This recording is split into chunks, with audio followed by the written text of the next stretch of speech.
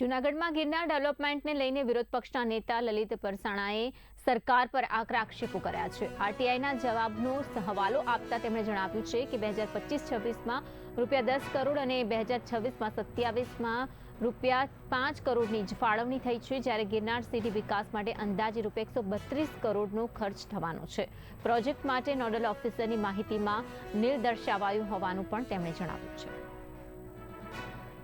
જે 2 થી 3 વર્ષ પહેલાં ગિરનાર ડેવલપિંગની વાત થઈ હતી ત્યારે જે ત્યાંની એક કમિટી હતી ગિરનાર પવિત્ર વિકાસ કમિટી અને સરકાર દ્વારા ત્યાં ગિરનાર ઉપરથી જાહેરાત કરવામાં આવી હતી કે 114 કરોડના ખર્ચે 3 વર્ષ પહેલાં એવી જાહેરાત કરવામાં આવી હતી કે અહીંયા મોટા પાયે સુવિધાઓ ઊભી કરવામાં આવશે, જેમાં જાહેર શૌચાલયથી માંડી પીવાના પાણી, સ્ટ્રીટ લાઇટ તથા બેસવાના જે અને પરિસર, આ તમામ વસ્તુઓ ડેવલપ કરવા માટે 114 કરોડ રૂપિયા ફાળવવામાં સરકાર દ્વારા આવ્યા છે અને રંગીન ફોટાથી માંડીને તમામ જે છે પ્રેસ મીડિયાને આપવામાં આવ્યું હતું। આજે 3 વર્ષ પછી જ્યારે સિંહનો હુમલો થતાં જ્યારે સીડી ઉપર ત્યારે અમારા દ્વારા એક આરટીઆઈ કરવામાં આવી હતી કે આ બાબતે કેટલું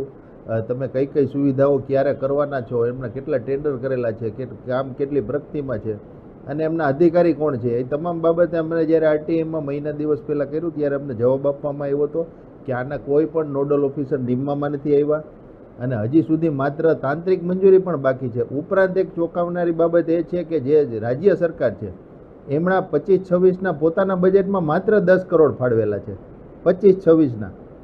અને અત્યારે જોઈએ કે 26-27ના જે બજેટ છે એમાં માત્ર 5 કરોડ ફાળવેલા છે, એટલે કુલ 15 કરોડ રૂપિયા હાલ સરકારના ચોપડે બજેટમાં ગિરનાર જે ડેવલપિંગના છે એ માત્ર